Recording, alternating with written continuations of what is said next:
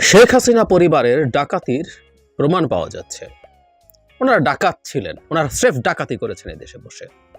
সম্প্রতি বিদেশি একটা মিডিয়া সোর্সে বাংলাদেশের বিভিন্ন পত্রপত্রিকা নিউজ করেছে, সেটা নিয়ে কথা বলতে চাই। কিন্তু তার আগে একটা কথা একটু জরুরিভাবে বলা দরকার। শেখ হাসিনাকে ফ্যাসিস্ট বলেন, শেখ হাসিনার শাসনামলকে ফ্যাসিবাদ বলেন কেউ কেউ। আমি কন্টেস্ট করেছি। বিশেষ করে 2018 সালের পর থেকে এটা আপাদমস্তক একটা মাফিয়া গ্যাং, ক্রিমিনাল গ্যাং, যার কাজ হচ্ছে অর্গানাইজ ক্রাইমের মাধ্যমে এই স্টেটের ক্ষমতাকে ব্যবহার করে ডাকাতি করা। জাস্ট ডাকাতি করেছেন ওনারা ডাকাতের বেশি কিছু ছিলেন না। এর মধ্যে শেখ হাসিনা পরিবার, তার সাথে কিছু তথাকথিত রাজনীতিবিদ, ব্যবসায়ী, আমলা, পুলিশ, এরকম একটা নেক্সাস তৈরি করে অর্গানাইজড ক্রাইমের মাধ্যমে স্টেটের পাওয়ারকে ব্যবহার করে তারা এই কাজগুলো করেছেন। তখন শেখ হাসিনাকে যখন আমরা ফ্যাসিস্ট বলি, বহুবার বলি, এতে হিটলার মুসলিনিকে অপমান করা হয়। ইয়াস, আই বিলিভ দ্যাট। আমি বহুদিন থেকে কথাটা বলছি, আমি আবারও আজকে উল্লেখ করলাম। এই ডাকাতদের ডাকাতি আসলে আমাদের সামনে আনা দরকার, সেই ডাকাতির প্রমাণ খোঁজা দরকার, এবং এই ডাকাতিকে ওভারলুক করা যাতে না হয়।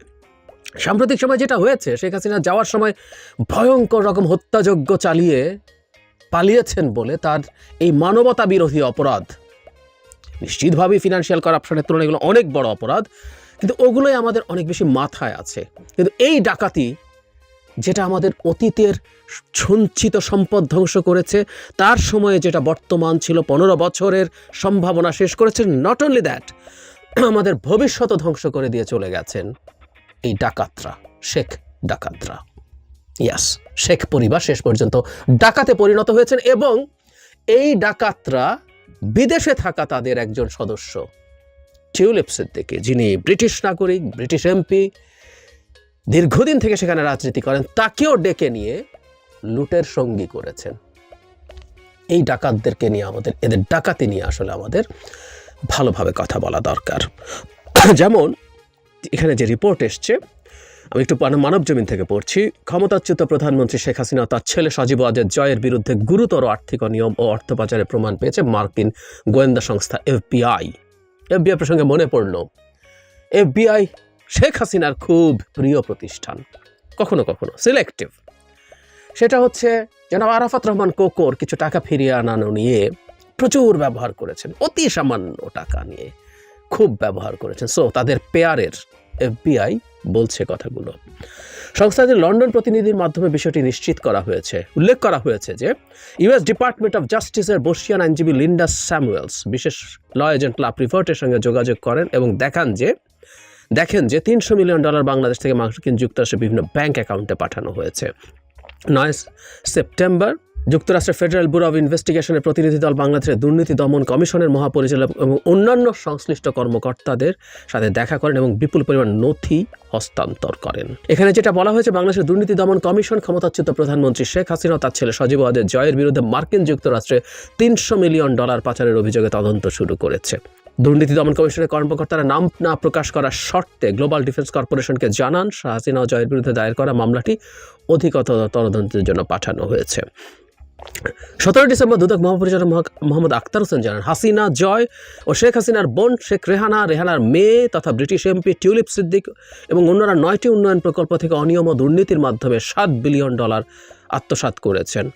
সূত্র জানিয়েছে যে 9টি প্রকল্পের মধ্যে রয়েছে রূপপুর পারমাণবিক বিদ্যুৎ কেন্দ্র, আশ্রয়ন এবং বেজার অধীনে অন্যান্য প্রকল্প। $7 বিলিয়ন মধ্যে শুধু রূপপুর পারমাণবিক বিদ্যুৎ প্রকল্প থেকে $5 বিলিয়ন আত্মসাৎ করা হয়েছে। বাংলাদেশের দুর্নীতি বিরোধী তদন্তে ব্রিটেনের এমপি টিউলিপ সিদ্দিকের নাম তার পরিবারের তালিকায় রাখা হয়েছে। টিউলিপের খালা 20 বছরেরও বেশি সময় ধরে বাংলাদেশের প্রধানমন্ত্রী শেখ হাসিনা দক্ষিণ এশিয়ার দেশটিতে এখন দুর্নীতি দমন কমিশনের অধীনে তদন্তের মুখোমুখি। এরপর আরও বিস্তারিত আছে কিভাবে সজীব ওয়াজেদ জয়ের নামে হংকং এবং কেমান দ্বীপপুঞ্জের বিভিন্ন ব্যাংক অ্যাকাউন্ট ব্যবহার করে নিউ ইয়র্ক, ওয়াশিংটন ডিসি এবং লন্ডনে অর্থ স্থানান্তরিত করার বিশেষভাবে সামনে এসছে। সো তারা কীভাবে শেল কোম্পানি খুলে সেগুলো করছে। $300 মিলিয়ন কোনো টাকা না আসলে, যদিও $30 কোটি আমরা এভাবে যদি বলি, অনেকের কাছে একটা বিরাট অঙ্কের টাকা এই মুহূর্তে 4000 কোটি টাকার মতো। কিন্তু এদের কাছে এগুলো কোনো অঙ্ক না, কারণ দুর্নীতি বিরুদ্ধে যে শ্বেতপত্র কমিটি তৈরি হয়েছিল ডক্টর দেবপ্রিয় ভট্টাচার্যের নেতৃত্বে, তাদের গবেষণা থেকে আমরা জানতে পেরেছি গত 15 বছরে $234 বিলিয়ন শুধু পাচার হয়েছে। এটা পাচার হওয়া অর্থের কথা, লুটপাটের অঙ্ক আরও অনেক বড়। পাচার হয়েছে $234 বিলিয়ন।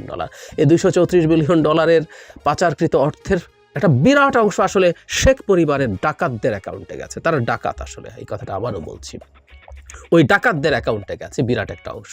কারণ আমরা সামনে যাদেরকে দেখেছি টাকা লুট করছেন, এস আলমকে দেখছি, আজিজ খানকে দেখছি, যাবতীয় সুবিধা যাদেরকে দিয়েছে, সালমান এফ রহমান, যতজন আছেন, অনেক আছেন, এরা তো এই সুবিধা এমনি এমনি পায়নি।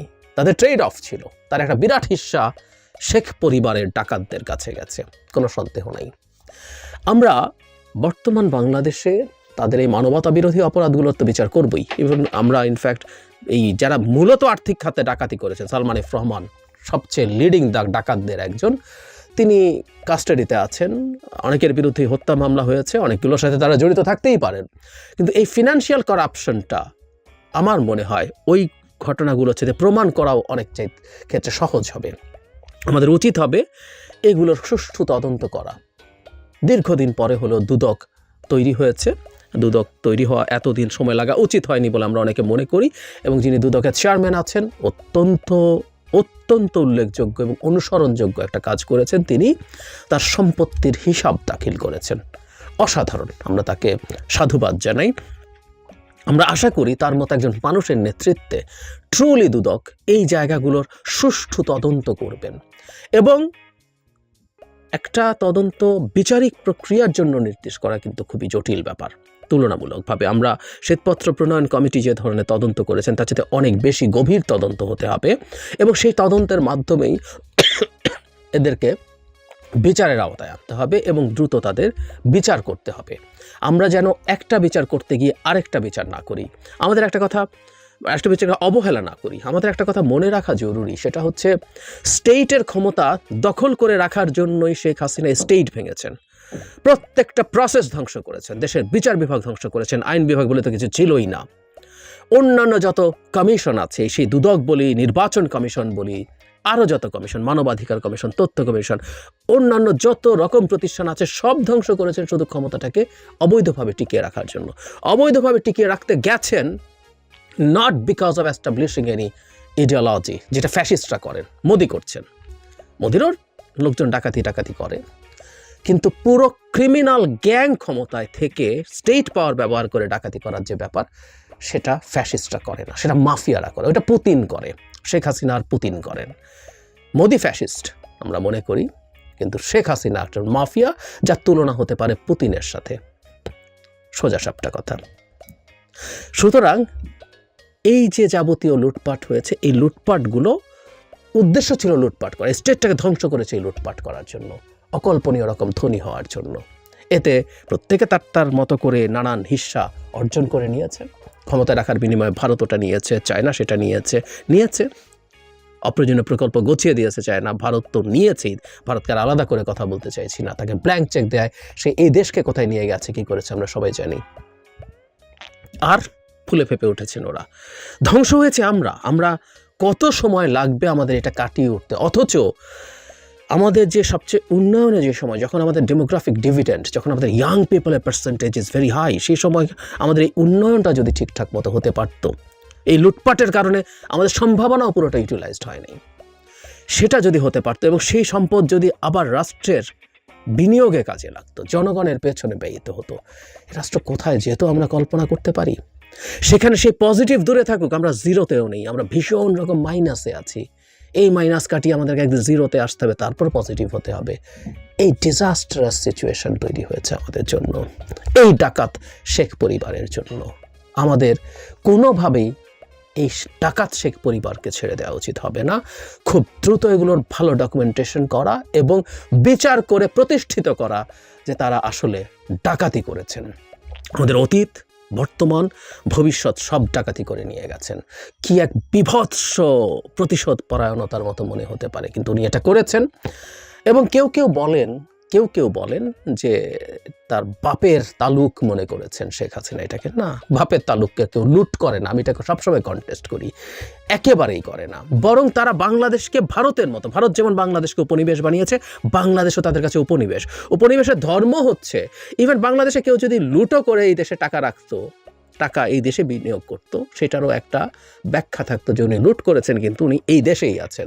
কিন্তু যিনি উপনিবেশ বানান তিনি আসলে এখানকার সম্পদ লুট করে আরেক জায়গায় নিয়ে যান। উপনিবেশের মানে কাজই হচ্ছে এটা। কেউ কোনো দেশকে কলোনাইজ করে হচ্ছে সেখানকার সম্পদ নিয়ে লুট করে তার দেশে নিয়ে যাওয়ার জন্য। শেখ পরিবার ডাকাতদের দেশ এটা না।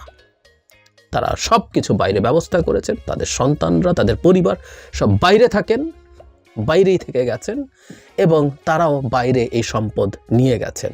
সুতরাং তারা এই দেশকে উপনিবেশ বানিয়েছেন শেখ পরিবার এবং ডাকাতি করেছেন। খুব দ্রুত কথাটা রিপিটেশন হচ্ছে, কিন্তু এই ডাকাতদেরকে আমাদের ধরতে হবে যথেষ্ট ডকুমেন্ট সহ।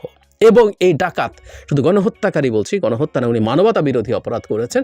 সেই মানবতা বিরোধী অপরাধকারী এবং তার সাথে কত ভয়ঙ্কর ডাকাত তিনি ছিলেন এটাও দেশে এবং দেশের বাইরে প্রতিষ্ঠিত করতে হবে। শেখ পরিবারকে এভাবেই রাজনৈতিকভাবে কবর দেওয়া যাবে এই দেশে। এই কবর দিতে হবে যে ডিজাস্টার তার বাবা এবং কন্যা মিলে করেছেন। আমি মুক্তিযুদ্ধ পরবর্তী শেখ মুজিবের কথা বলছি, যিনি এই দেশকে একদলীয় শাসনে পরিণত করেছিলেন, সম্রাট হতে চেয়েছিলেন। সেখানে একবার ধ্বংস করেছেন আমাদের দেশের স্ট্রাকচারকে, আরেকবার তার মেয়ের হাতে হলো। সো এই পরিবারকে রাজনৈতিকভাবে কবর দিতেই হবে।